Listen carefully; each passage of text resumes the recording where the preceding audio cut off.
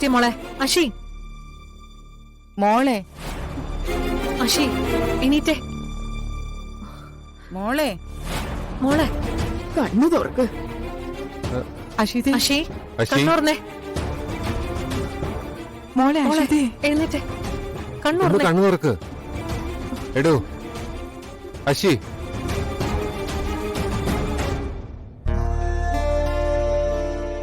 അശി, മോളെ, അശി, അശി, അഷി മോളെ.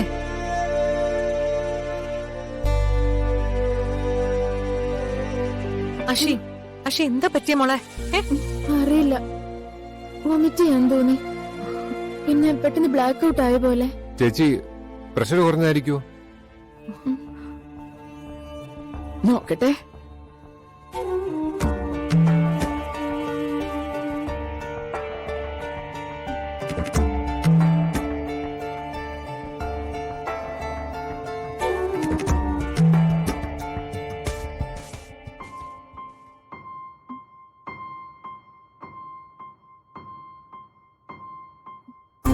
ഒരു പ്രഗ്നൻസി കിറ്റ് വാങ്ങി ടെസ്റ്റ് ചെയ്യേ.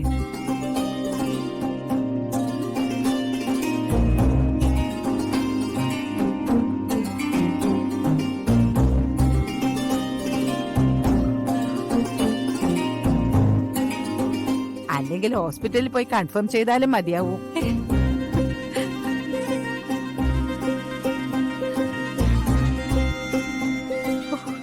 അമ്മ പറഞ്ഞത് സത്യമായ മതിയായിരുന്നു. എത്രയും പെട്ടെന്ന് നമുക്കിത് കൺഫേം ചെയ്യണം.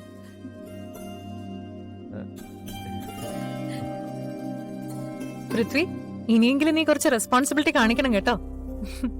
ചോദിക്കാനും പറയാനും ഒക്കെ ആള് വരാൻ പോവാ, അല്ലേ അമ്മ? അഷി,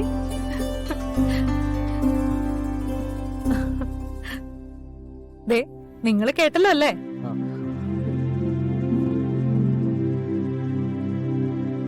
പൃഥ്വി, കൺഗ്രാറ്റ്സ്.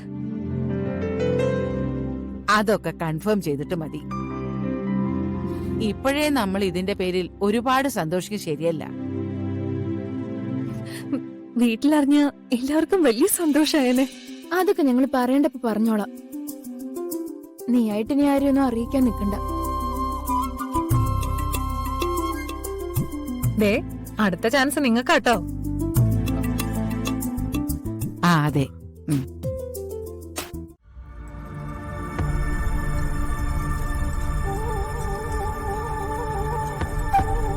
പൃഥ്വിയുടെ കാര്യത്തിൽ ഒരു തീരുമാനം എടുക്കാൻ പറ്റാത്ത അവസ്ഥയായല്ലോ. ഈ സമയത്ത് പൃഥ്വി അറസ്റ്റ് ചെയ്താലോ ചോദ്യം ചെയ്യാൻ വിളിപ്പിച്ചാലോ അത് അഷിതയെ ബാധിക്കുന്നു കരുതിയാണോ അങ്ങനെ പറഞ്ഞ? അതെ, പൃഥ്വിയെ എന്തിന്റെങ്കിലും പേരിൽ കസ്റ്റഡിയിലെടുത്ത് കൃത്യമായി ചോദ്യം ചെയ്ത് ലോക്കാക്കി മേനോന്റെ വിവരങ്ങൾ ചോദിക്കാന്നാ ഞാൻ കരുതിയത്. പക്ഷെ ഇങ്ങനൊരവസ്ഥയിൽ നമ്മൾ ഉദ്ദേശിക്കുന്ന റിസൾട്ട് പൃഥ്വിയിൽ നിന്ന് കിട്ടിയില്ലെങ്കിൽ അത് അഷിയോട് ചെയ്യുന്ന വലിയ ക്രൂരതയായി പോകും കിരൺ. എന്തായാലും ഒരു ഹോസ്പിറ്റലിൽ പോയിട്ട് വരട്ടെ. പ്രഗ്നൻസി കൺഫേം ആണോന്ന് അറിയാലോ.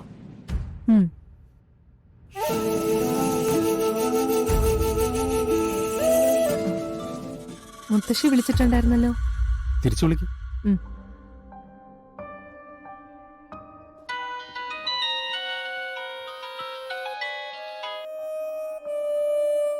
ദുർഗമോളെ, മുത്തശ്ശി വിളിച്ചിരുന്നല്ലേ?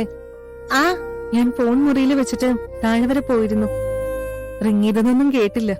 സാരമില്ല, ഞാന് അഷിതയുടെ കാര്യം അറിയാൻ വിളിച്ചതാ. ഇപ്പോ വസുമതി പൂർണിമയെ വിളിച്ചപ്പോ കാര്യങ്ങളൊക്കെ അറിഞ്ഞു. ഇവിടെ എല്ലാവർക്കും വലിയ സന്തോഷായി. ഇവിടെ എല്ലാരും വലിയ സന്തോഷത്തിലാ.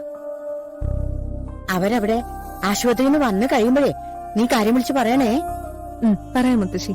പിന്നെ മോളെ, നീ അഷിതയുടെ ചേച്ചിയാ. കല്യാണം കഴിക്കാൻ കുറച്ചു ദിവസം താമസിച്ചു എന്ന് കരുതി ഒരുപാട് കാലം പിന്നോട്ടൊന്നും ആയി പോരുത് കേട്ടോ. ഇപ്പൊ അഷിതയുടെ കാര്യം കേട്ട പോലെ നിന്റെ കാര്യം എനിക്ക് ഉടനെ കേൾക്കണം. ഒന്ന് പോയ മുത്തശ്ശി, വയസ്സാം കാലത്ത് ഓരോരോ ആഗ്രഹങ്ങള്. മുത്തശ്ശിയായാലോ അതുപോരെ? പോരാ, നിന്റെ കുഞ്ഞിനെ കൂടി എനിക്ക് കൊഞ്ചിക്കണം. മനുഷ്യന്റെ ആഗ്രഹങ്ങൾക്ക് അങ്ങനെ അവസാനമൊന്നുമില്ല. അതൊന്നു തീരുമ്പോ ഒന്നായി വന്നോണ്ടേയിരിക്കും.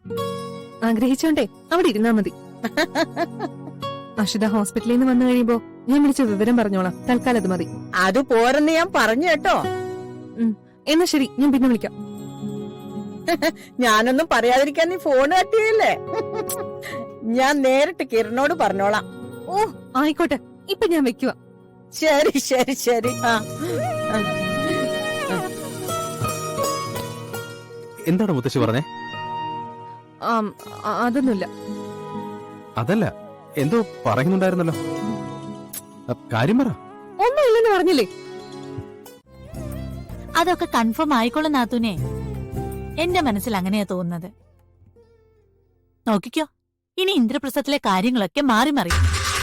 ഗിരിജ എന്താ ഉദ്ദേശിച്ചേ?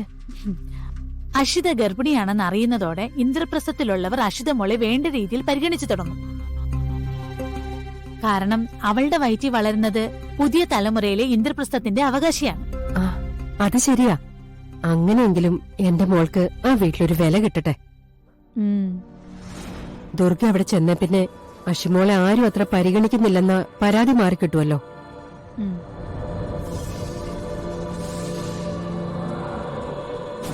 ഗിരിജ,